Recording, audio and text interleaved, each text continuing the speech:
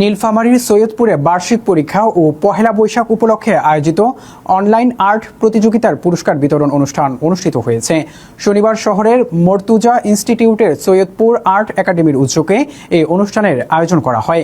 অনুষ্ঠানে প্রধান অতিথি ছিলেন সৈয়দপুর উপজেলা নির্বাহী কর্মকর্তা ফারাহ ফাতেমা তাকমিলা।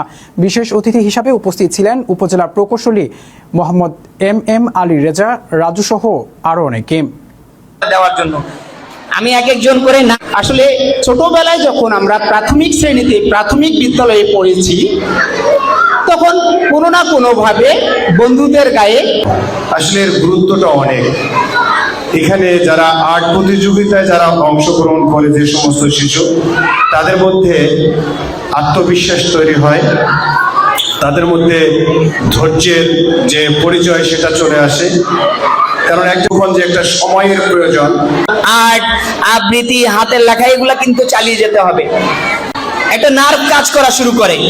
সব সময় মনে রাখবা যে একটা বাচ্চা যখন আর্ট করে, সে যে চিন্তা ভাবনা করে আর্ট করে, তার ব্রেনটি কিন্তু অনেক কিছু কাজ করে, তার নার্ভ গুলা সেভাবে কিন্তু সক্রিয় হয়ে ওঠে।